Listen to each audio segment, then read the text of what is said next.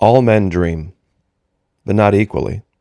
Those who dream by night, in the dusty recesses of their minds, wake in the day to find that it was vanity, but the dreamers of the day. Those are the dangerous men, for they may act their dreams with open eyes to make it possible. T.E. Lawrence, also widely known as Lawrence of Arabia. All great scientific discoveries came from men and women who were dreamers. People who saw something that didn't exist and then brought it into being. Everything you see created by man at one time was just a thought, perhaps scribbled down on a piece of paper with a pencil or a pen. Accepted science is the direct contradiction of this. Sometimes I mourn for a world we could have lived in. There was a time when the dreamers were the accepted science. I know that sounds like that doesn't make any sense, but perhaps this image might clarify it for you. This is the Antarctic snow cruiser. It was a concept vehicle that was designed to go explore Antarctica in earnest. They created different versions of it. It never really took off, but it shows something that the men and women that lived during the turn of the last century were dreamers. And they believed in science to the extent that it could make dreams come true. Living quarters, engineering stations, storage, everything was ready to go for the last frontier, Antarctica. But the dreamers got hijacked. The dreamers got hijacked, and they have been relegated now to the gaming community. I know a lot of people think that's a crazy statement, but that's really the last vanguard of those who dream. They now just make video games online, and people play them. Some wonder, how can you spend so much time playing a game? Well, it's the last place dreamers can go and create something that wasn't there before. Now, I'm sure a lot of you are wondering, okay, great, Maki, but what does this all have to do with Antarctica? I'm going to show you two different examples of this, of how Washington, D.C. and accepted science destroys dreams. Here's an article from CNN from 18 May of this year. Melting ice in Antarctica could trigger chain reactions, bringing monsoon rains to the ice cap, study says. Now, of course, this is all in the context of global warming and sea level rise. That's the only context in which they want their readers to see this. But imagine what could exist underneath the ice on the world's fifth largest continent that is virtually completely unexplored. What might be revealed? What might be seen? You see, modern science, modern youth doesn't even have the ability to think this way anymore, other than in the gaming community. Another story that I actually did a video about extensively a couple of years ago. A hole opens up under Antarctica Glacier, big enough to fit 2/3 of Manhattan. Wait a minute. That's big enough to fit the entire city of Miami Beach. In the story, it talks about a cavern that is 300 meters tall, 6 miles long. You could fit the entire city of Miami Beach in it, with the skyscrapers, with room to spare. And here's that video. The title is Giant New Discovery in Antarctica, 300 meters high, 10-kilometer long city-sized cavern. The context of this should be, why aren't we exploring it? Why isn't there this huge push to get people down there, to get equipment down there? We look at old pictures like this and we see this archaic technology. Imagine if we applied modern technology instead of this prop plane sitting on top. You would have a fleet of drones. You could employ solar panels. You could create 50 of these. This one on the left has multiple configurations for different things. It has crew quarters built inside, fuel storage. It is so doable. It is so within our ability to do, and yet we don't. This is actually a third example that I forgot I actually had an image of here. Thwaites Doomsday Glacier. You see, they show it in context of Great Britain. Like, here's the entire glacier and the sea ice around it, and then they put it up to Great Britain. Well, if there's a cavern down there that big,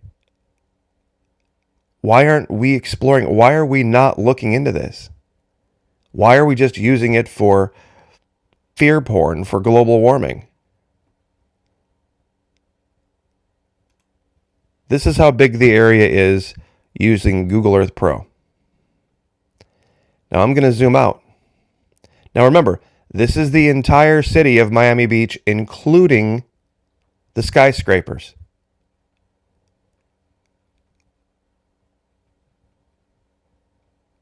Zoomed out to the point where you can see the continent, you can't even see it. You can't even see it at this altitude.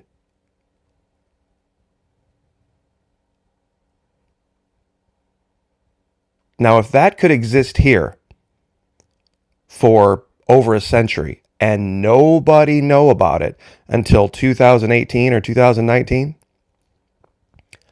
what else could be there that we don't know about? These are the questions dreamers would ask. At night, about 9:30, 10 o'clock, I stream on Twitch, playing a game called Assassin's Creed Odyssey.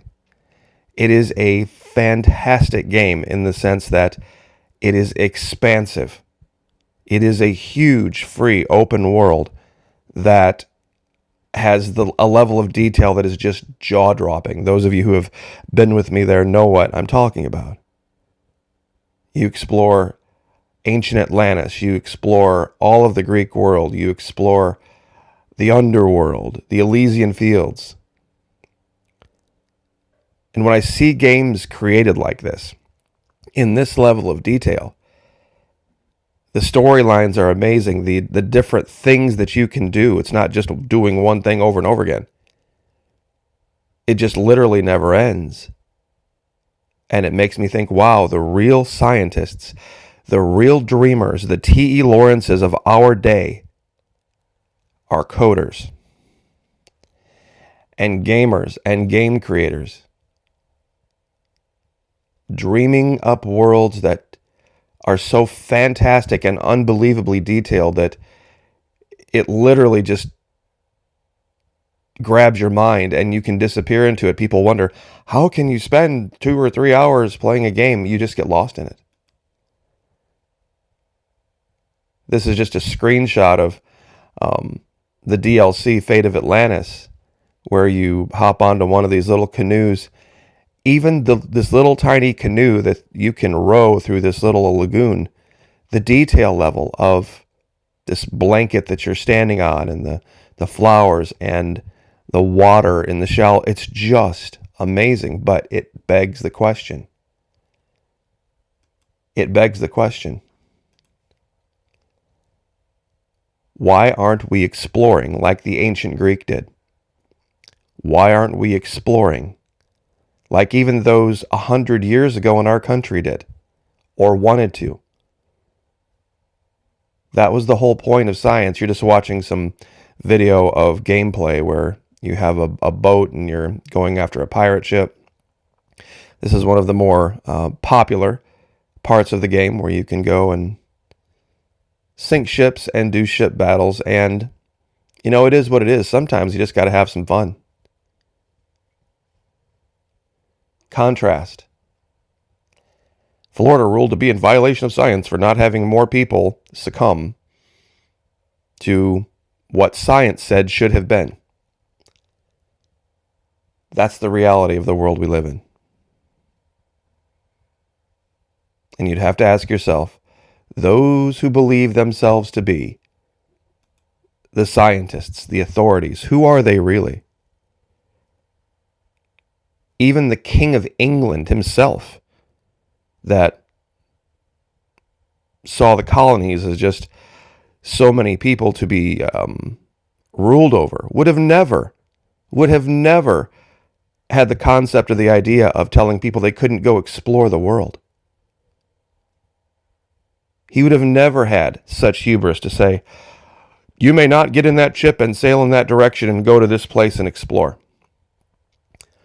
I don't know of a king that would have ever done so. That's how tyrannical Washington, D.C. is. Banning people from exploring the globe. This concept vehicle was created prior to the quote-unquote Antarctic Treaty. I know there are liberals that watch my channel for this content specifically. Ask yourself, whose side are you really on? Whose side are you really on? When you talk about accepted science, when you talk about addressing global warming, when you talk about, protect this area, protect that area. We explore. We have this built within us to do. And if the only place left to explore is gaming online, it is a sad, sad day. Because at one time, there were people brave enough to do it in the real world and take their dreams and make them reality. I mean, this giant, basically Antarctic, beefed up motorhome with a science lab and an engineering lab was created. This was World War I era. Imagine what could be done now if we could get rid of accepted science, get rid of Washington, D.C., and we could have dreamers again. We could be living in a world where there were outposts built in caverns underneath the ice in Antarctica, exploring an entire continent the size of Europe. But because of the penguins and seals, though, we have this treaty. Now do you see whose side you're really on? All men dream, but not equally. We have to do better than this. This is great. This is a lot of fun. But when you really look at these games and you look what's being created, it is an expression of something that has been repressed in humanity. This desire to see a new and fantastic and exciting and sometimes dangerous world. That's what modern science really is trying to do. They're trying to breathe this out of man. Breathe this idea of don't do anything dangerous, don't do anything crazy, don't do anything that could be reviled or could offend someone. And if it harms the little hair on the head of a seal, oh no. We wouldn't be here. We wouldn't have the science we have. We wouldn't have the advances we have. We wouldn't have even the ability to make games like this had somebody not dreamed a dangerous dream. And I'll leave it there, I guess. But God bless. Like, share, subscribe, and we will see you next time.